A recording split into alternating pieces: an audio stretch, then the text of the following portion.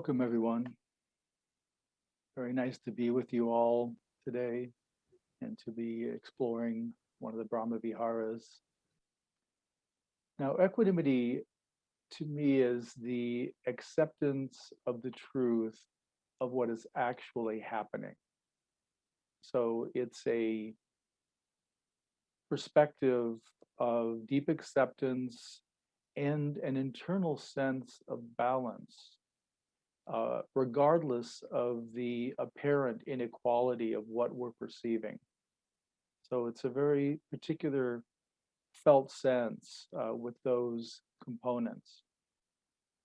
So let's start by just taking a couple of deep belly breaths. Let yourself land here and settle into our time together.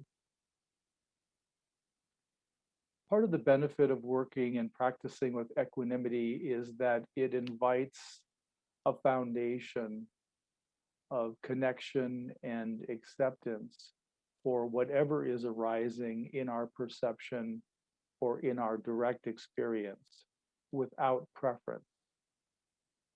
We learn to be with the truth of whatever is unfolding right here in the eternal now, in the present moment.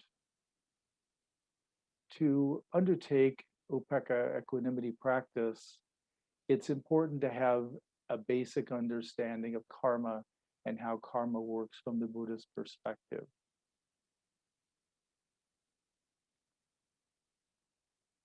Before I move into talking about karma, I just want to say that when I teach the Brahmavihāras, which often translates as the divine abodes, I start with equanimity. I find equanimity to be a needed and a necessary foundation of acceptance and deep unquestioned balance. As we build on that foundation in later months, for example, with compassion, then we have a level of acceptance as our foundation and a balance, so that when we encounter in the compassion practice the suffering of ourselves or others, then we have a place to hold it that has that balance of equanimity. So karma is considered a basic law of the universe in Buddhism. It can be simple and direct, and it can also be extremely complicated.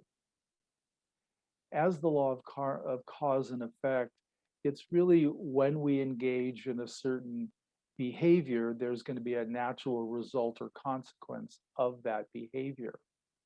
As an example, should someone go for a hike in the woods wearing a blindfold, it wouldn't surprise us that the effect of wearing a blindfold is they trip and fall repeatedly and they end up getting lost. So there's a direct karmic result we can see from the cause or from the action of wearing the blindfold. Now that's a simple explanation or example of karma. The karma gets more complicated because the result of karma isn't always instantaneous. Sometimes the result of karma is delayed. And karma can be influenced by what's categorized or called wholesome or good karma, and also negative or unwholesome karma. So good karma is behavior or action that contributes a positive influence on the delayed result of karma, while unwholesome negative karma contributes a negative component to that balancing, that harmonizing of karma. It's considered in Buddhism that actions such as meditating, attending retreats, offering dana, other contributions are all considered good karma. And good karma reduces and can even negate the potential effects of bad or unwholesome karma. I view karma to be somewhat like a complicated math equation. There are regularly added in both positive and negative numbers to the equation. In traditional Buddhism, it's believed that we each carry karma from prior lifetimes. Whether you believe in prior lifetimes or rebirth is completely up to you, but I'm just saying this is the traditional viewpoint of karma. And so the unknown karma from prior lifetimes are really something like uh, hidden numbers to us. We don't know if they're positive, negative, good or bad, wholesome, unwholesome, or some balance. So we can't see their contribution to our karmic equation. It's outside our ordinary awareness. So the practice of equanimity, moving from karma, that's a real thumbnail of karma. The equanimity practice is really accepting our karma and others' karma, whatever is known or unknown about that. So it's really a recognition and an acceptance that there is karma, and there's this equation underway that we can participate in, we can observe some of it, but not all of it. So we have to accept that the parts that are unknown or seem to be contributing in a way that's producing undesirable results in our life, it's just a matter of accepting that. And this practice helps with that process. Okay, so the equanimity practice, when we undertake one of the Brahmaviháras, one of the divine abodes, we'll have a meditative object of that practice. With upekkhā equanimity, it's truth. It's the truth of seeing the world of phenomena as it is. So rather than seeing it as we wish it is or as we hope it is, we're trying to see it with really a neutral perspective, an accepting neutral perspective. With each practice, there's also one or more support phrases. And the support phrases, I know that some teachers teach the Brahmaviháras that the support phrases are the object of the meditation. It's my experience and my teaching that the support phrases are that, they're support. They're meant to help you stay with the meditative object, which again, in this case, is truth. So treat the support phrases as a light support for your awareness to rest on the meditative object. In each of the each of the Brahmavihāra practices, there's also a category of beings. There's a list of beings that we work through with each Brahmavihāra, and they're different for each one. For example, in equanimity practice, the first category of being is the neutral person. And the neutral person is someone for whom we feel completely neutral. And this would be someone such as a store clerk where you shop, a bank teller, your postal carrier, someone that you see with some regularity, but you really don't have an opinion. You don't have a reaction to them. That's the neutral person. In each practice, there's also psychological and emotional resistances to equanimity. In the upekkhā practice, the resistances are resentment, greed, and anxiety about the uncontrollability of life. These are not an exhaustive list, but these are the main resistances that come up for people.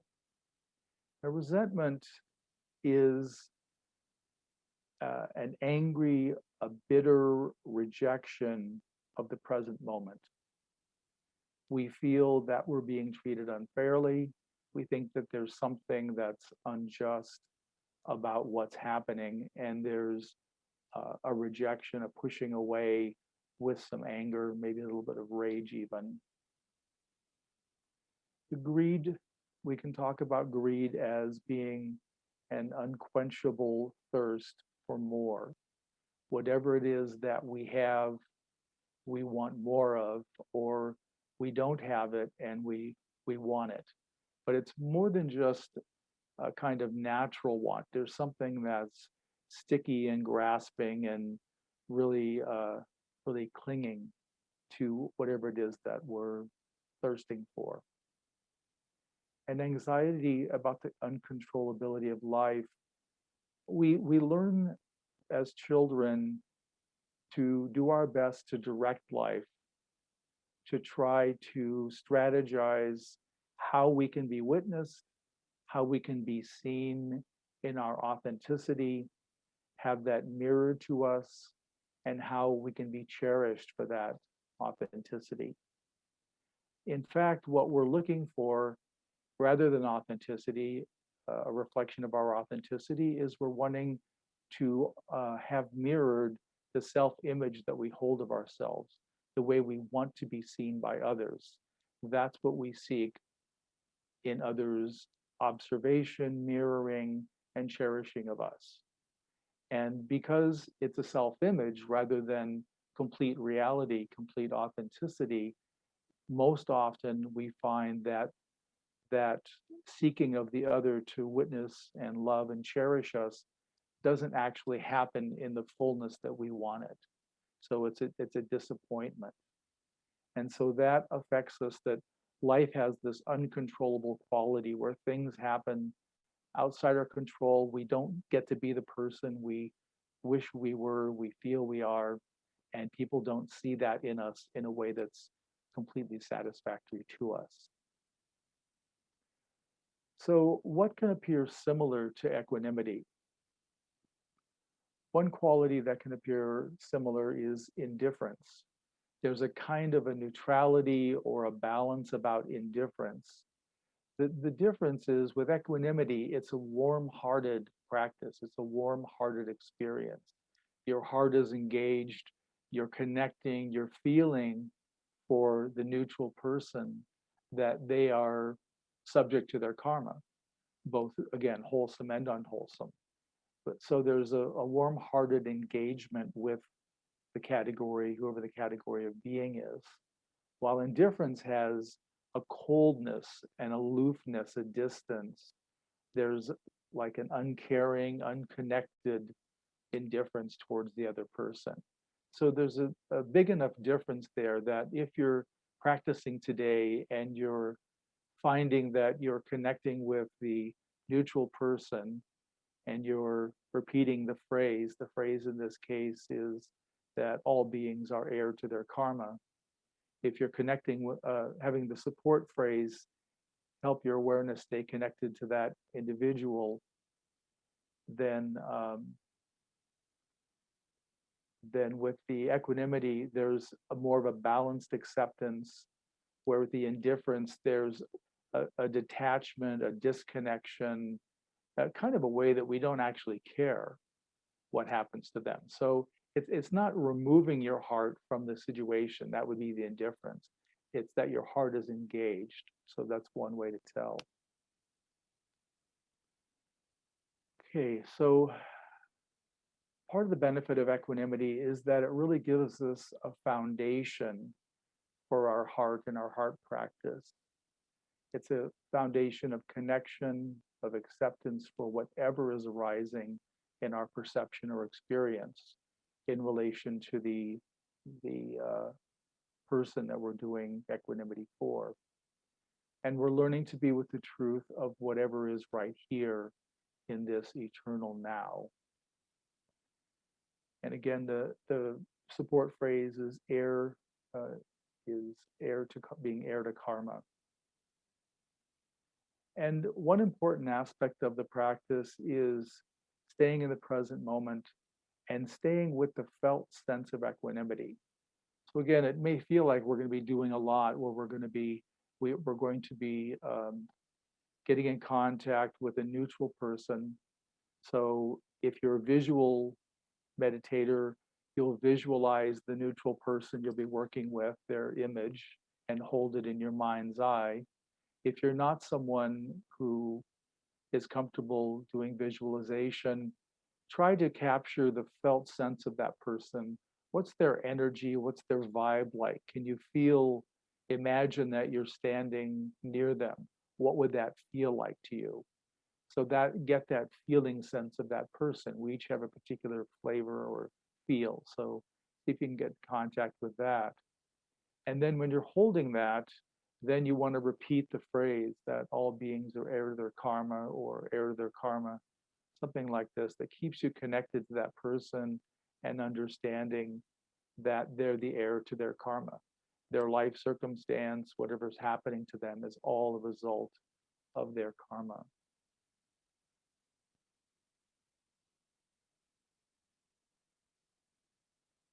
Okay, so go ahead and settle in to your meditation seat or cushion.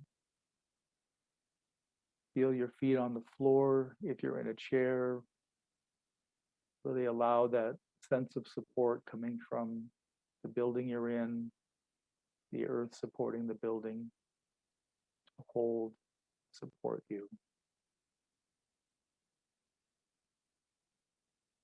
You want your spine to be upright, but allowing for the natural S curve in the spine. Your shoulders are relaxed, with your shoulder blades relaxed and melting towards the ground.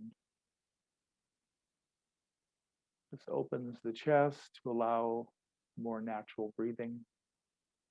Your hands should be placed high on your thighs or in your lap to avoid neck and head stress and strain. You want your head to be well balanced on your neck. You may want to move it slightly to feel that sense of balance, find that centering. Let your face be soft and relaxed, and your eyes soft in their sockets. You close your eyes for this practice and start with a few deep belly breaths just to settle and be right here. Once you begin the practice, you don't need to continue with the deep belly breaths. You can just breathe naturally. So again, picture the neutral person in your mind's eye, or connect with their felt sense, their energetic presence. Allow that to be in your awareness. Silently repeat the phrase, all beings are heir to their karma. Continue repeating this phrase as you hold the neutral person in your awareness. Should you feel a strong connection in your awareness to this neutral person, you can try to shorten the phrase to just heir, that meaning that they're the heir to their karma, instead of the entire phrase. Give it the suitable time to shorten the phrase. Your awareness will contact and deepen with the neutral person. Gently sense and feel your awareness with your heart as you continue the practice.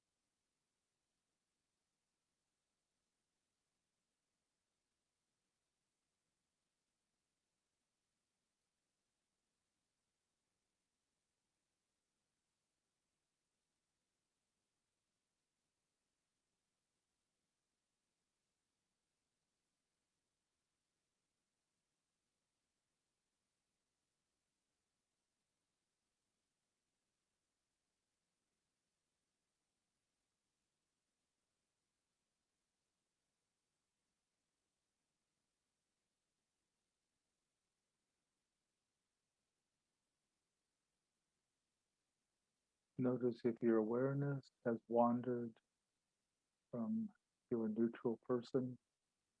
If so, gently return it without criticism or self-judgment.